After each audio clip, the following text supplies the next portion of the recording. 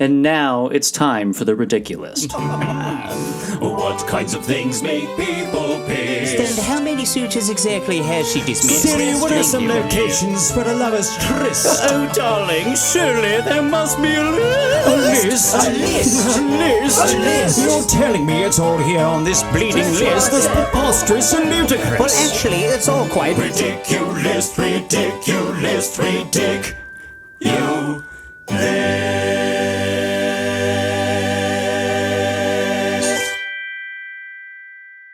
Welcome to The Ridiculist. I'm Sally Brooks. And I'm Jen O'Neill, and we're back with more fun lists for you this week. How are you, Sally?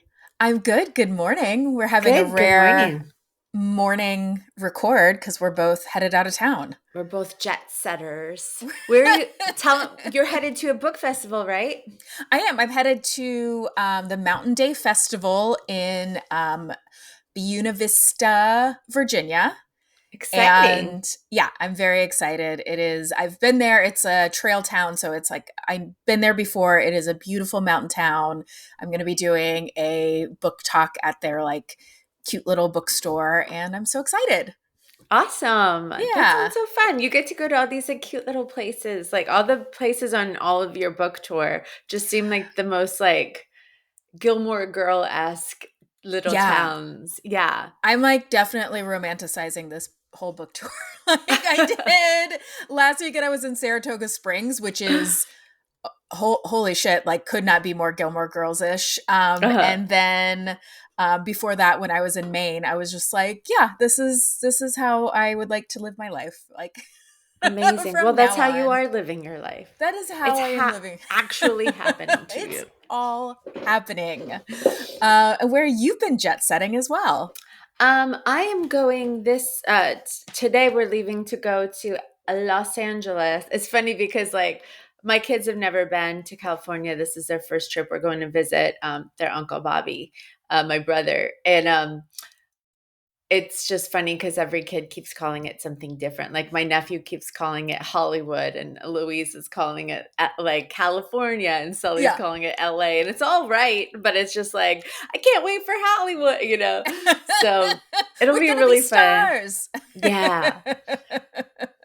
It's so funny because, we're doing all these like really amazing things that are, you know, very costly. Like my brother, like it's so awesome, but he got us like, you know, into the Magic Castle. So we're doing like the brunch there. Yeah. It's not cheap. And then we're going to Universal. That's not cheap. But then my daughter last night was just like, she texted me and she was like, we're going to see the Hollywood sign, right? Like, see, that's what I'm talking about.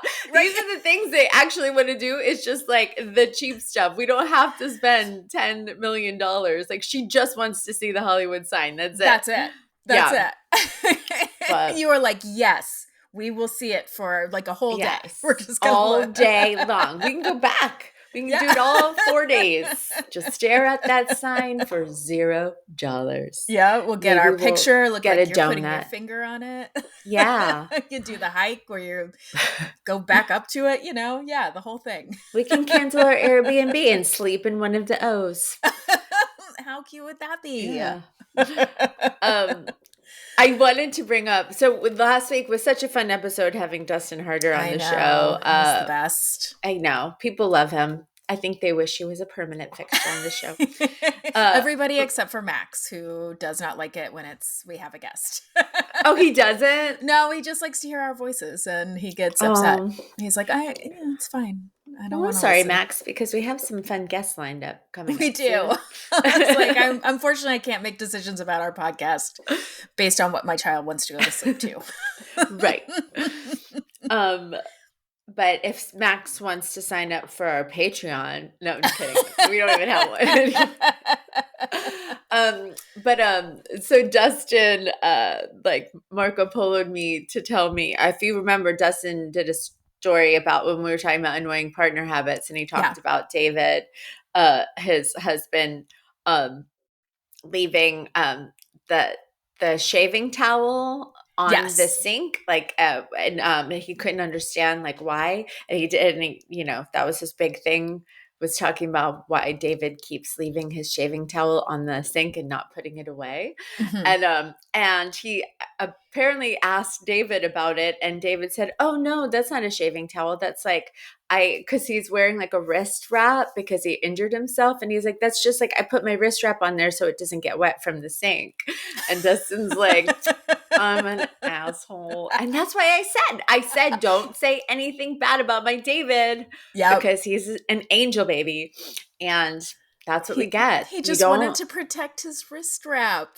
I know. He wasn't putting like shavings onto a towel.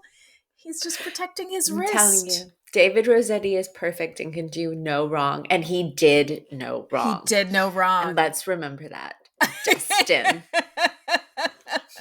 In the future, we know who to trust. David alone. Hashtag free David. Well, happy anniversary to them. I saw that it was their anniversary. And they are like jet setting around New York City and looking adorable. And so I know it turns out they're just living their best lives.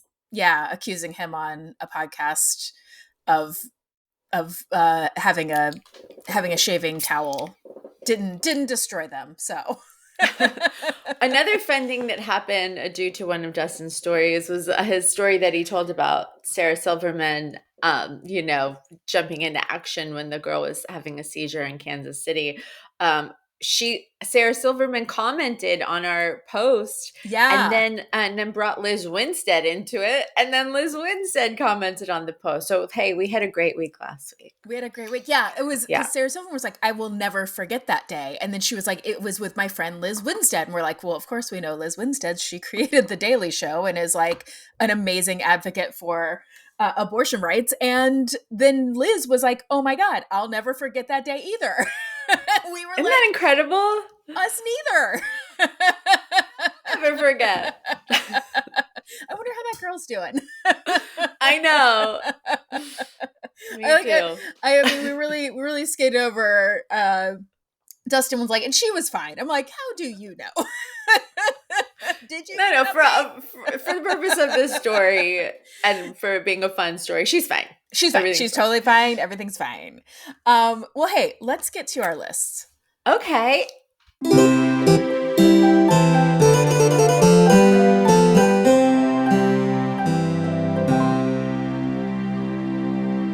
I'm going first this week. Now, since we're traveling a lot, I thought this would be a fun one for us to read. Okay. Now, I know that we've done, hotel employees like talk about people like guests being disgusting. But this is from the other side of it, which I thought would be really interesting. This is a BuzzFeed article. That side. Yeah.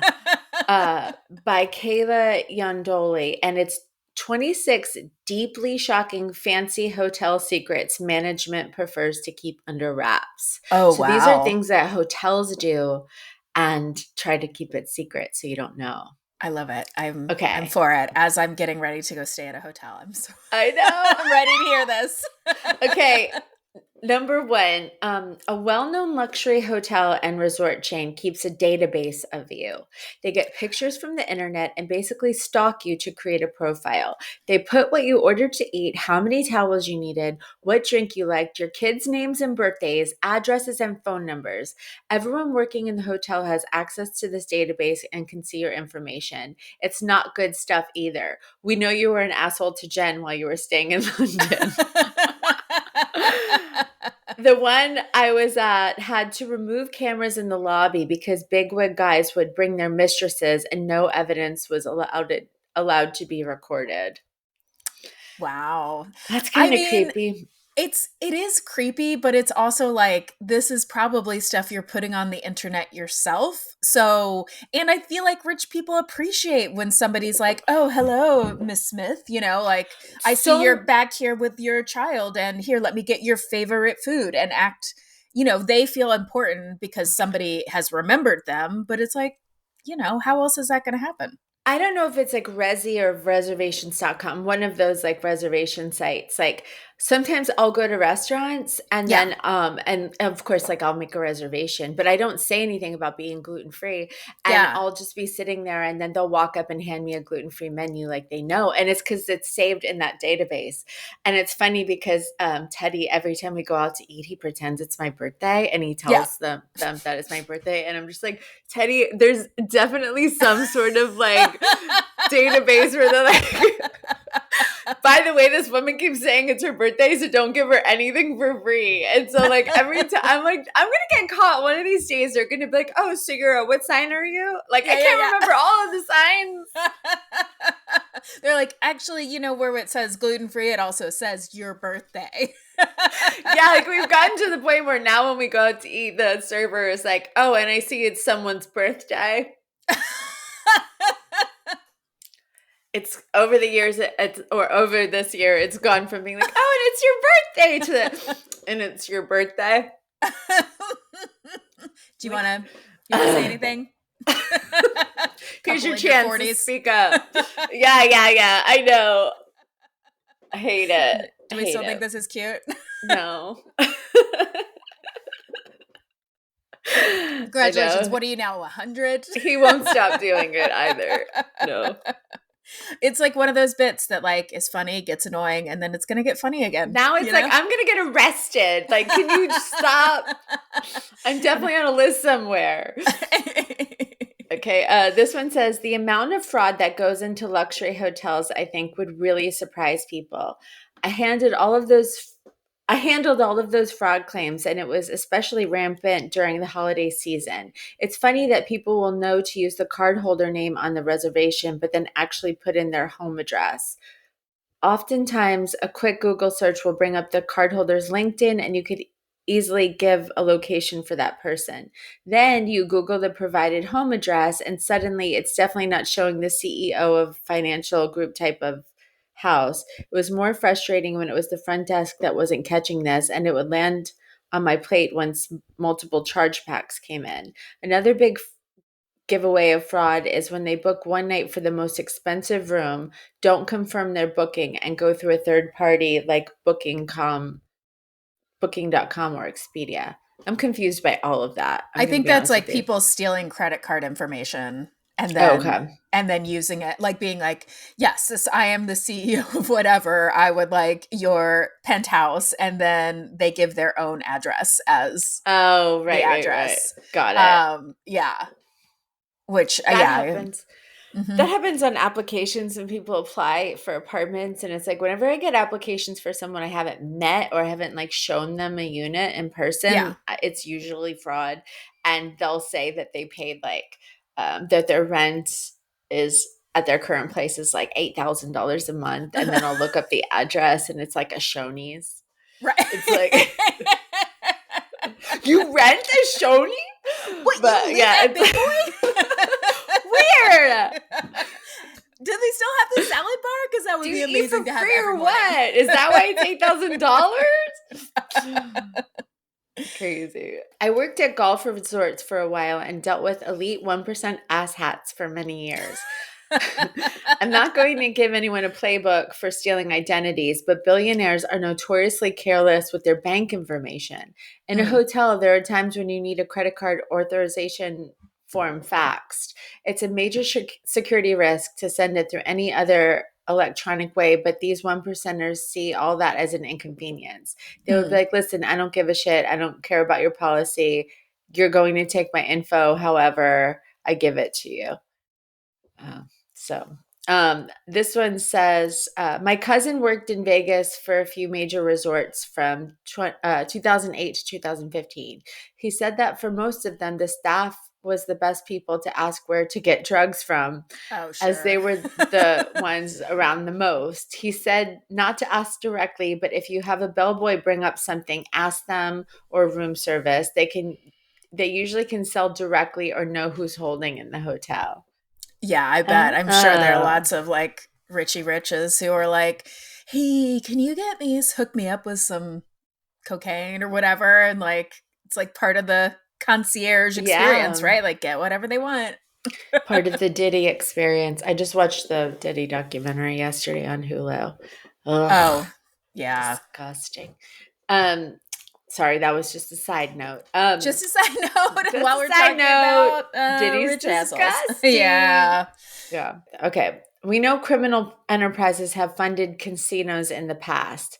I work at a casino in Atlantic City before and after. Let me start it over.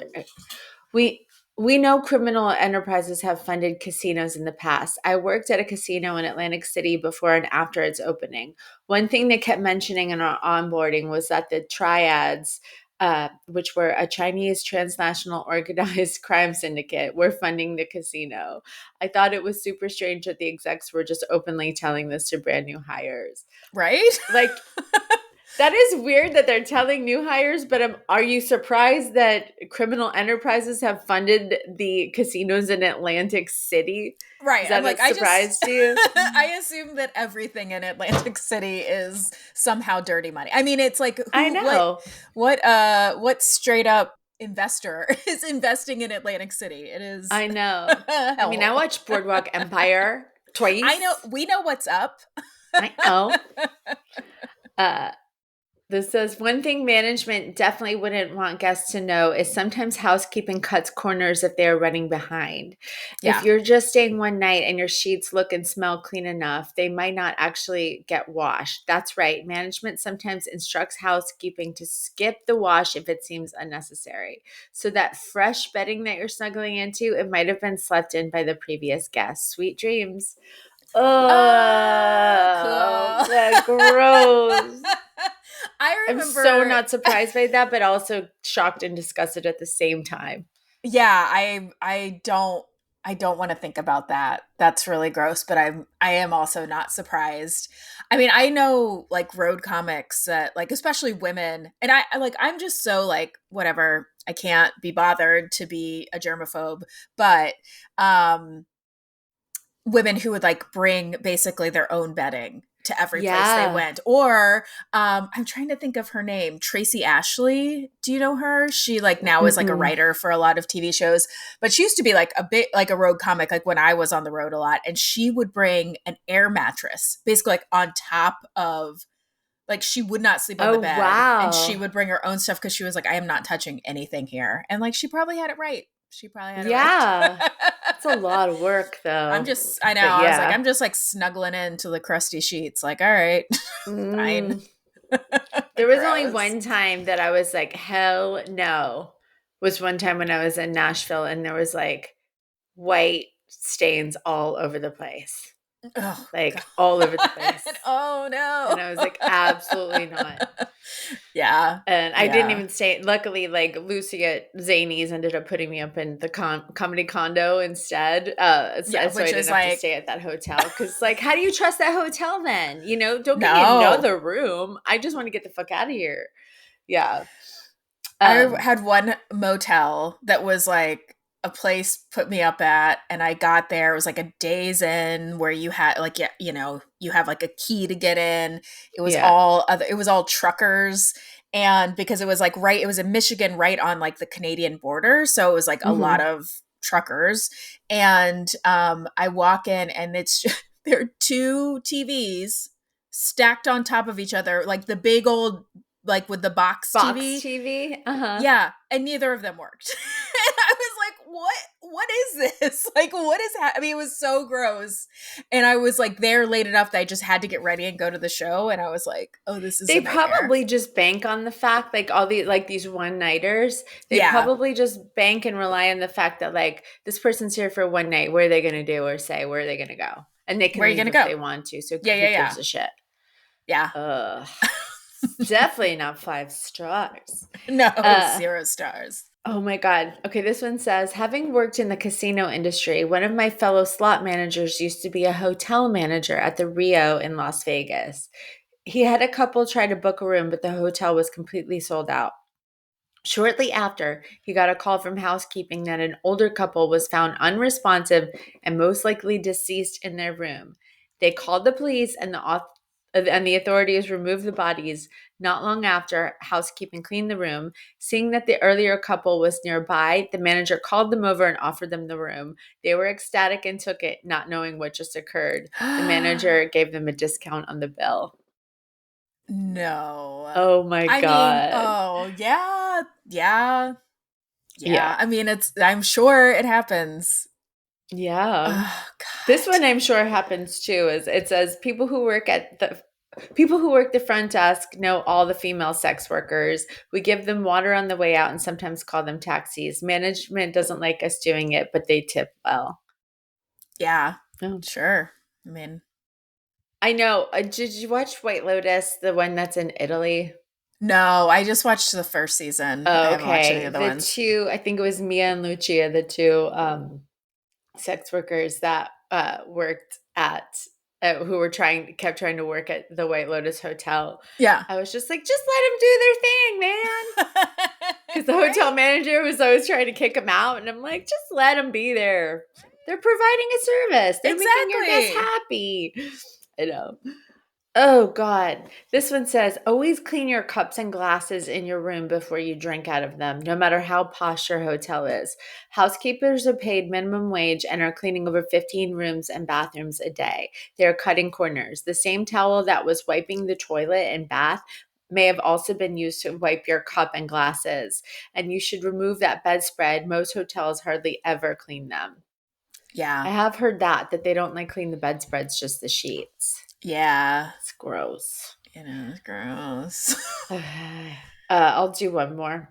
Okay, this one says, we had valet service at our hotel, and due to the huge amounts of theft and break-ins from people in our lots, we had to go through guest cars and take everything out of value out to hide their stuff in our conference room. Then we put it all back in before we brought their car around. It was ridiculous. We had to keep it under wraps. I think that's nice. It is nice, but it also, can you imagine if they were like, yeah, people we're gonna touching take it. your stuff. I know. Yeah. And how like crazy you would feel if you'd be like, I know this was not here. Yes. Like it was, or if you all of a sudden like you got a diamond necklace because it got a mix up. Right. Oh, okay. Like that woman that finds underwear in her car and she's like, who's this? And it's like, it could have been the valet. It was the valet. But I mean, I think they should be open about that and offer it as a service. Like, hey, we've had a lot of thefts. Do you mind if we take anything of value and store it for you? I think they don't want to say we've had a lot of thefts. Because then they would be, yeah. And then they would also be responsible for their stuff. Yeah. If it got lost. Weird. Oh, man. Crazy. So I'm so excited to, when we're done recording, instantly get in the car and go drive to a hotel for 2 nights. I know. Are you going to bring your own sheets? I'm not. Okay. I mean, whatever. We're just going to go back to living the way we've always lived. Plopping butt ass naked on that dirty bedspread. Yep. Drinking some, yeah. Yeah, I'm going to drink straight from their cups. Drinking some butt towel water. Oh, yay. Cool. Well, I have a fun list. My list is from BuzzFeed. It is compiled by our good friend Brian Galindo. And it is 28 wildly controversial opinions about beloved pop culture things that people strongly stand behind. Okay. So I want to hear like how these strike you, how you feel. Okay, the first one is Friends is a horrible show, full stop. It had entertaining moments, but as a whole, there was no storyline or character development. I just can't get behind it. You know, I used to love Friends, but I thought that this could be a show that I could watch with my kids. Yeah. And go back and watch it, but it did not hold their attention at all. And there's a lot of stuff that's like, I don't know, I guess a little more, well, there's stuff that's like racy, sexual, and then also homophobic. You know, there's stuff like in those older shows that, gotta fast forward to or explain as they happen. But I mean, this one, the kids didn't even want to like The Office, there were definitely times, but they've watched The Office twice now. But like Friends, no interest. I haven't gone back and watched it, and because I think it is like, I feel like it's not going to hold up in my eyes, but I'm like, it was a cultural phenomenon. Like it was a cultural phenomenon. It was for the time it was in. We all loved it. Everybody watched it. It was like, it's one of those things, but things don't, culture changes. So Yeah. I mean, I'm not mad at that opinion, but also it's like, Yeah. And so many okay. different haircuts. It's like jarring. Yeah, they definitely got like, I feel like the later seasons, they were like, oh, what can we do? Okay, like, Rachel and Joey. Oh, let's try it. Throw it at the wall. Right. Okay, this next one is A Court of Thorn and Roses series and everything Sarah J. Maas. I appreciate that her books got people back into reading, but they're some of the most mid books I've ever read. Not to mention they have a lot of problematic moments. I don't judge people that are entertained by these books. We need to stop calling them good quality. It's reducing this generation's literacy analysis skills. Thank you. She worded that perfectly. She said everything I've been trying to articulate for the last year. I don't knock people for liking it. I'm glad that they do. And I am glad that people are like reading again. And it's like, I mean, not to say like my friends that read these books are avid readers anyway. So it's not like, but it's like, this is not good writing. These are not good books, but people, they do something for other people that they just don't do for me. I agree. Yeah, I agree. Yeah. I'm just like, if you step back, there's a lot of issues with these books that I just can't get past. And some of it is just the story and the writing. Yeah. And I just don't feel like there's enough. Like if you're in it for the smut and the fairy porn aspect, which I totally am on board with, like great. There's not enough of that to like also get past the rest of it. Let me be the first to say that I watch garbage television. Yes. I was a film major. I love film. I can totally nerd out about what a good film is and cinematography, story, like a script, right? All those things. But I can also totally zone out in shitty ass Bravo TV reality shows. So it's like, I just have to liken it to like what Bravo is for me. Cause people will say to me like, you're, kind of smart person. Why are you watching this garbage? And I'm like, why are people saying it with that, Jen? They should say you're a smart person. They're like, you're a little, but better than average. You should be better than this, right? And I'm like, I am not better than this. I fucking love it. And so it's like, it's the equivalent to like, for me saying like, why do people like these books? It's not good writing. It's not fair for me to say, because I also recognize that I watch. That's what reality shows do for me. Yeah, no, that is such a good point. It is like, let's not like, I like a lot of trashy, like I read really not well-written books all the time. I love cozy mysteries. Those are so formulaic and like the characters in those are so unbelievable. So I cannot like, I should not talk about anybody else and what they like to read. I just do think that like holding these out as if they're a literature is a little off. But like, like Real Housewives of Dubai is not Citizen Kane, right? It's so it's like Sarah J. Maas novels are not, Dickens. So it's just like they're two completely different things. Yeah. Yeah. Okay, this feels like a betrayal to my fellow millennials, but I never understood the obsession with the Goonies. I thought it was mediocre to all right. People make pilgrimages to the Goonies house in Oregon, and I just don't get it.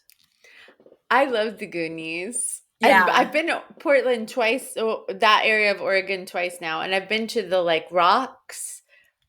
What is that beach called? I can't remember, but I never made it down to Astoria. Both times I never made it down to like where the actual Goonies house is, but I'd like to. Yeah. I am not attached to it. I mean, it's like, it was a huge thing in my youth and I enjoyed it, but I can't quote it. I'm not, yeah. But I don't, again, good for people who like it. Yeah. Okay.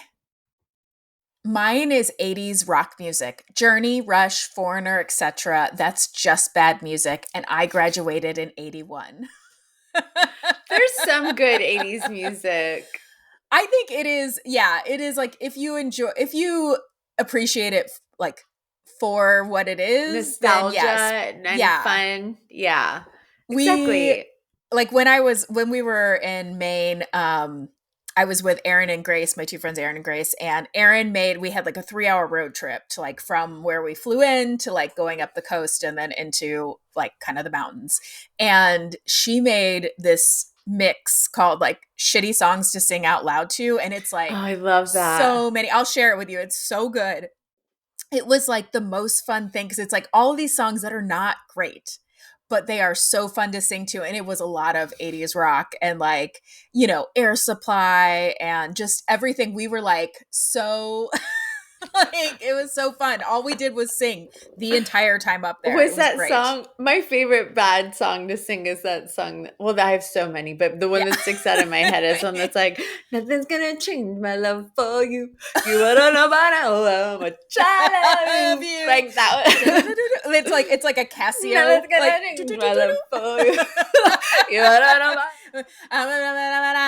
how much I love you. Yes. Oh, that one's definitely on there. Oh, Never so many ask good for ones. more than like you have to go through the scale. Yes. It's so fun. In Chicago, you can't any Chicago song. Yeah, you those are so fun. Oh, so fun to sing out loud too. I can't wait to see your list. That's a great list. Bring that next time. I will. Okay, that's it's a very great long, list. But it was well, just give us the best of. Yeah, I mean, we had like the songs like "I'm Not Your Superwoman." Oh Do you yeah, remember that's a that good song? one too. Like SWV. Yes. I get so weak in the knees. I can okay. hardly sleep. All right, I will bring that list next time. I'll bring the top songs from that list, and you guys will get to hear Jen and I doing some great singing. Her beautiful singing voices. Okay, this one I feel like is going to be very controversial. Okay. Beyonce. I used to love her, but now all her music sounds the same. Her country album sounds like they just added a banjo to the same beats of her former music. Well, I'm going to be honest. I'd never listened to the country one. I love the country one. I can't really comment on the country one, but I love everything Beyonce. And I got to tell you, one of the things that's rocking me so hard about this whole Diddy scandal is they're kind of saying that they're hinting at that Jay-Z and Beyonce knew about all of this and were involved. And like, you can take Jay-Z, I don't give a fuck. After he cheated on Beyonce, dead to me. But if I find out that Beyonce is not who I thought she was and who I've loved so wholeheartedly throughout all these years and worshipped, I'm going to be so betrayed and heartbroken. I really hope that's not true. I believe in her. And what seems to be the case is that this was an open secret. Like what everybody knew. And not even just like stars and not even people involved, but like everybody in the industry. This was not something that was like being hidden, which is like what is so crazy to me. That everybody just went along because he was like powerful and apparently vindictive, and like these allegations are like, oh, he was involved in the deaths of like Biggie and Tupac, and like I'm like, what? I feel like I'm like I had no idea. I know, it's all crazy. I can't go down that rabbit hole right now, but I am concerned about Beyonce right now. Yes. Okay, I don't get all the celebrity worship that goes on in this country. For instance, Taylor Swift is a great singer-songwriter, definitely the most successful, but people seem to be literally obsessed with her. This is just wild to me. I agree with that. Yeah, I just am like, fandom, when people... I appreciate fandom, it's like, it is not necessarily about the artist. Like, yes, I think there can be, some obsession with a person, but like, I think it's also just like the community that is built up around it. And so people get into things because they're like Real Housewives, right? It's like, how many people have you met and from being a fan of that are you're like, oh, it's a friendship with this person. It's not about Totally. yeah. Last year we went to one of Jim's friends' lake house for the weekend, and it was like Yeah. kids were invited and my kids went, and so it was like my kids were walking into a house where like there were a bunch of kids, but they didn't know any of them, and they all Yeah. grew up together. And gosh, I can't remember her name, but she was all the kids were so wonderful and so sweet. But one of the girls turned around and as soon as we walked in, looked at Louise and goes, "You a Swiftie?" And Louise was like, "Uh-huh." And then she was like, "Come here." Like, and then it was like as soon as we walked through the door, she was just like, "Swiftie? Okay." And then brought Louise in, and they just had the best time all weekend. But it was like all just that one question. And it was just like instant friendship. It was so cute. Right. And that's I think that is what it's about. It's not, I'm sure for some people it is an obsession with the person herself, but I think for a lot of people it is everything around it. I don't know that I have anything like that, but I do. I'm like, I get it. I totally get it. It's like we all just want to belong to something and like, I just like being able to talk to other people about Bravo. Like last night we had our Bravo trivia, and it was like the best turnout we've ever had, and women were like wearing like amazing outfits and sweatshirts that all reference the show, and we had like the shot ski that Andy has in his Bravo club, and everybody got just so into it, and it was so fun. It's like you're instantly connected and bonded with these women that all share the same it's like it's almost kind of like, oh, if you're the kind of person that can find the humor in Bravo and all of this, and you're the kind of person that I can hang with, it's that. Yeah. Like we're not taking ourselves too seriously. We're just like loving and enjoying this thing and not doing it with like snark in our eyes, and we're just doing it like, this is fun. Let's just have fun. Yes. I feel like, okay, this next one is you're going to be very upset about this, but it is The Bear. Love Jeremy Allen White in Shameless, and he's an amazing actor, but The Bear is mostly yelling, and in my opinion, it's not as good as everyone says it is. Okay. I will say season 1, I wasn't in the right headspace for the first episode. I watched it, and then I was like, huh. And then I like totally forgot about it. Yeah. And then I went back and I watched it, and I was like, oh my God, this is the best show ever. And then season 2 was like, this is the best show ever. And then season 3, I was like, meh. So, like, I haven't even finished season 3. Oh, interesting. I was obsessed with The Bear for a while, but, like, I haven't, because I feel like I kind of agree with what they're saying. By season 3, I was like, enough already with the screaming. Yeah. Like, let's just, like, serve some dishes and get the fuck out of here. It's like, it was just, like, I feel like season 2 had a lot more different storylines, and you got into the characters more, and you went to different places, like you went to Amsterdam, or it was just like, I don't know. I found it to be way more watchable than this last season, but so, I'm not that mad. All right, not that mad. All right. Okay, here's one. The 3rd season of Bridgerton did not live up to the first 2 seasons. Gasp. It took me weeks to get through it, whereas I binged 1 and 2. Colin is a pompous ass, and Penelope just moped through every episode or looked alarmed. I wasn't convinced of their so-called chemistry either, so sue me. I'm not mad at that one. I agree. Yeah. I think they did a disservice to his characters. I think that like, I wish that Penelope had a better storyline, but like, and that like, I mean, because off screen, I became obsessed with like their interviews off screen. Like she's so amazing and funny, and he's so sweet, and their chemistry off screen was like so great. Totally agree. I'm like, this is writing. This is the writing and directing. Like, this is not them. Yeah. The whole thing, I was like, you did them dirty. I felt like, and I don't know. Colin kind of lost me. And then I was like, I don't know, want you guys to get together. Right? And I didn't finish either season 3. I just left it. Yeah. Left it on red. Unwatched. I finished it, but I was kind of like, whatever. Okay. This one, I feel very strongly that they are wrong. Schitt's Creek wasn't funny, and I I really hate when tried to people like say it. that. I wanted to like it. You can fuck right off. It is a It's masterpiece so fucking funny. from start to finish. It's so funny. It's so good. And it's like the perfect example of making you care about characters and making them funny and like irreverent and all of that. And then there were points where I was like crying because it Oh, was so yeah. beautiful. And I'm like, that is such a hard thing to do in a sitcom.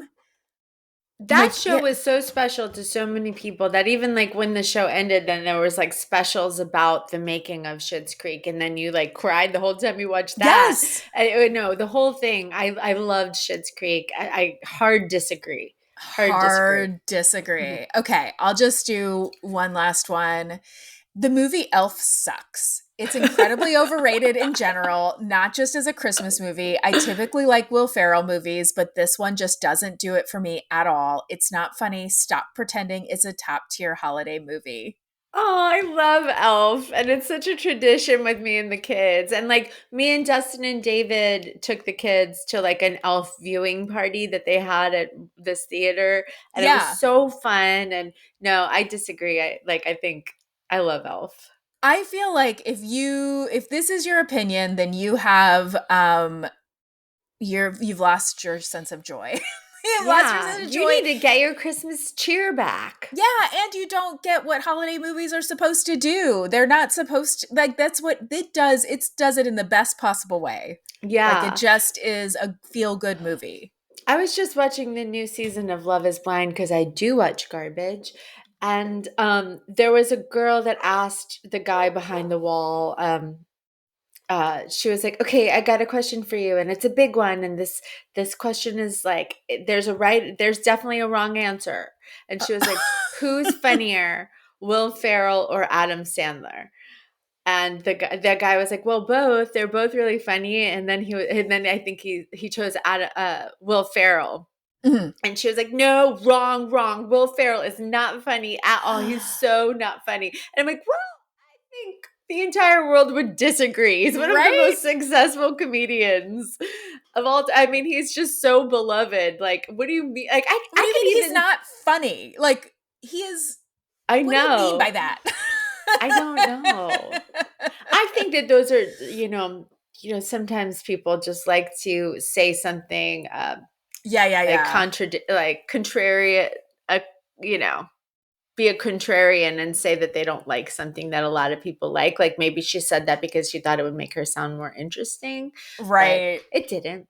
It didn't. It just made her sound like an asshole. No. Okay. Well, that's my list. I love it. That was such a fun list. I know. I'm like, I love getting a little fired up. All right. Hey, should we get into our list? Let's do it.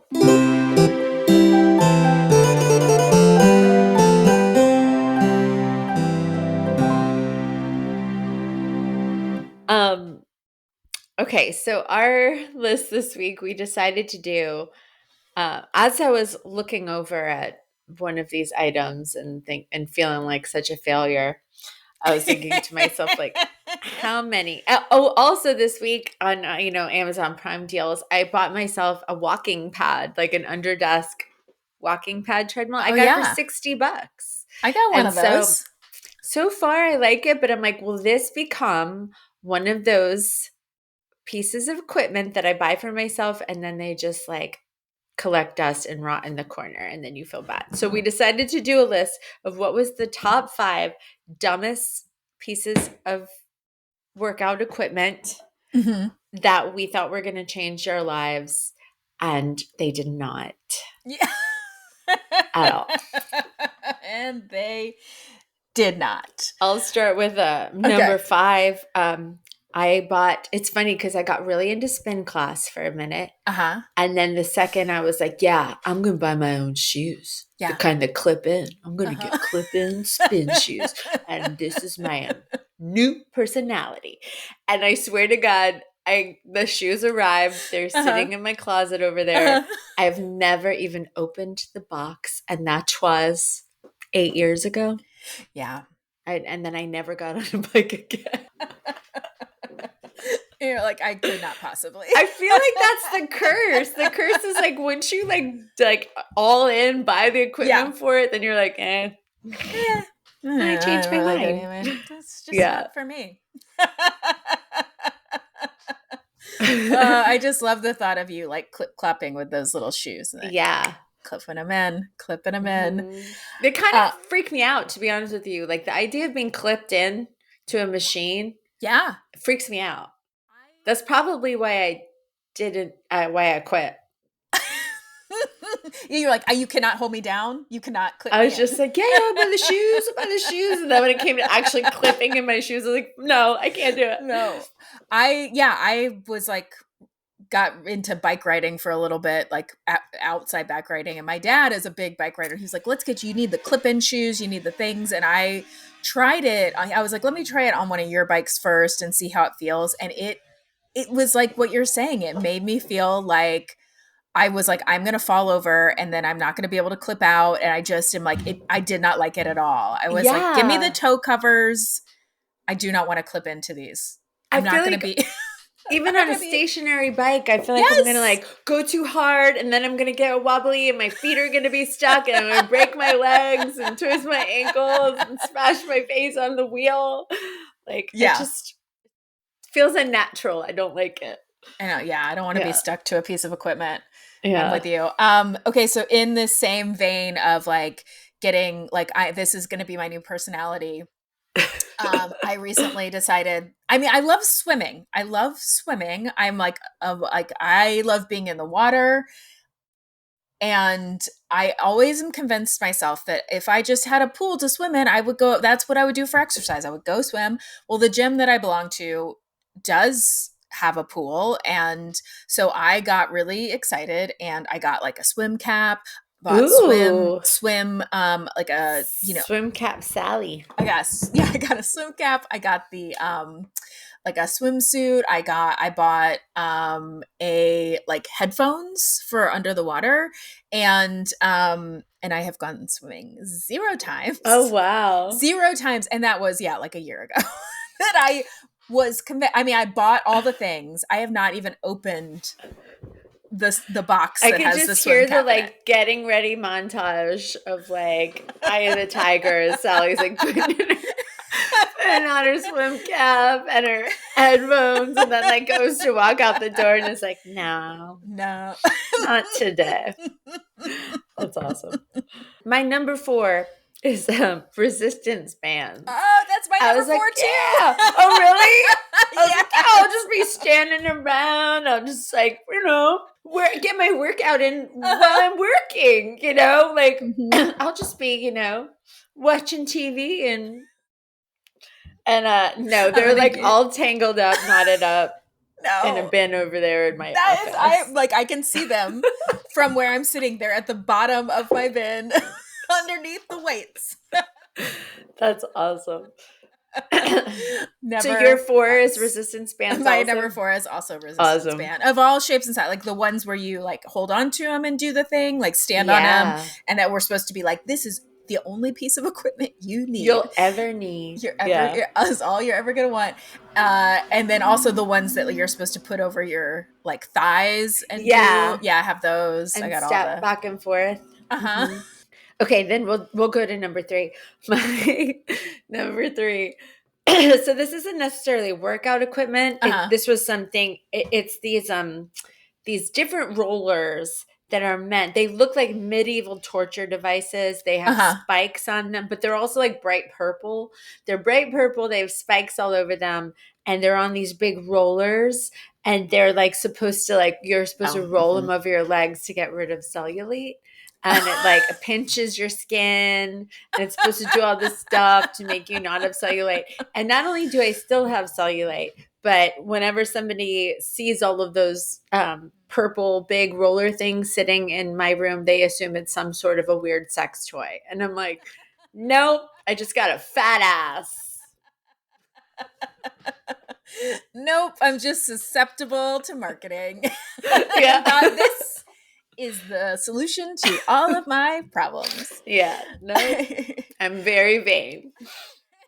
Not sexy, but That's vain. actually just vain. Uh-huh. Okay, so my number 3 is the ab roller, Oh yeah! Oh my god, Yeah. I totally forgot about the ab roller. which I'm sure it's great for people that have strong abs already, but like when you are struggling, it is you can't. I could never use it. I could never Could do use like it. 3. Yeah, Yeah. I'd be like, I would zoom out, and then I could it'd just be like this, and I couldn't get it back in, and then that was it.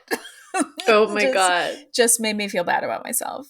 I totally forgot about the ab roller. The I should ab put that on roller. here. Okay, my number 2 is I don't even know what it's called. The best way I can describe it is like the hump chair thing. Like Oh, you sit on yeah, the chair uh-huh. and then you like totally come up and then The like you're hump chair. humping. Yeah, the yeah, hump yeah. chair and then you push Yeah. it back. So you basically just like hump this thing for like Yes. 30 minutes and that's Yeah. supposed to be the best workout. I remember my mom we had that at my mom's, like Uh-huh. she bought it. It was one of those things, but we definitely all like used it and thought that like, oh yeah, it's here. We're all Uh-huh. gonna get so fit and healthy. And then I was like, this is weird. I don't like it. Oh, it's so good. I'm I gonna forgot Google fitness hump chair. hump thing. chair. Yeah, see if we there's had one of actually a those name. too, for sure. Like I remember being like, yes, I am. I think it probably is really good for you. I don't know. Let's see. No, that didn't come out. Don't Google fitness hump chair thing. Yeah, don't Google You won't hump you chair. won't get what you think it's gonna be. Speaking of sex apparatus. What was that thing called? Somebody please, like if you're listening and you know what that thing is called, please tell me. Yeah. God. My number 2, and this was one that was like one my mom bought, and I was like, oh my god, finally I'm gonna have the body I've always desired at 16, which holy shit, if I could go back to 16, I'd be like, you did have the body. You had it. Like this is your body. Right? Was a thigh master. Oh yeah. I mean, yeah. I had some real strong inner thighs for a long time, but nowhere else. But I thought, this is it. This I is had the a thigh thing. master for Yeah. sure. Yeah. You know. Yeah, for We all those you don't did. know, it was just the thing. You probably everybody knows, but it was just like a You Another squeeze with your your way thighs. to healthy Suzanne Shapes. Summers. Yeah. shape and thighs or whatever. Mhm. I could thigh master right now. I feel like that should come back. I know. Yeah, actually they do have those. Like you can buy them at Target, but they're just not called the Thigh Master. They're not like the Suzanne Summer Thigh Masters. They're just like little squeaky little thigh butterfly thing. Ugh. Yeah, I want they're the boring. image. Yeah. I want my thighs to be R.I.P. Suzanne masters. Summers. Okay, my number one dumbest piece of equipment that, oh my God, we were so excited about it. My mom bought it. My mom loved him so much. Do you remember Tony Little? Yeah. The guy with like the long blonde ponytail, and he would Uh-huh. go, "You can do it!" And my mom would say that over and over. The gazelle, we had the gazelle thing. Yes. Oh And, yeah. Erin And- had that at her house, and Oh, really? Yeah. Yeah. I don't know what happened to it. Or no, We maybe all she had the did it. Nordic track. You know? Yeah. So the Nordic track like slid on two flat Yes. planes, And had and like then these the gazelle strings. like you're kind of suspended, and Yes. yeah, I'm so crazy. Oh, the gazelle. So good. My number one, and this is like the OG like fitness like apparatus, and it was sold to children, and it was Get in Shape Girl. Oh yeah, And so like this was like a toy for young girls where we were encouraged to get in shape, girl. And I had Yeah. like the ribbon, and then there Oh, was like yeah. a whole routine and like a cassette tape that went along with it, and like pictures that were like an instruction manual. And then there were like weights and like oh yeah. We really thought that ribbon was going to do something too. We were we like, thought- yeah, I was twirl. twirling and leaping and you Yeah. know That was get in shape, girl. Get in Yeah, shape. Oh that's my my number God. one. That's awesome. I love that. Oh man, isn't that just crazy to think like how long we've just as women we've been going through this endless cycle. yes. Sad. It's very sad. Sad. It's very You know sad. what But works? Walking outside. Just walking walk. is so nice. It's great. All right, you guys, we want to hear what is the most useless piece of workout equipment you've ever spent money on. Please get in touch with us. We would love to hear from you. You can find us on Instagram. We post clips. We're also now on YouTube. You can find us at YouTube at it's on my YouTube account. It's the Sally Brooks, but we're posting lots of clips there. We're on Instagram at the Ridiculous Pod. We're on TikTok at the Ridiculous Podcast. You can rate and review. You could tell a friend. We would love that. Yes, we would love that. Thank you guys so much for listening. Thanks for sharing. And we will see you back next week on The Ridiculist. Ridiculist, ridiculist, ridic. You live.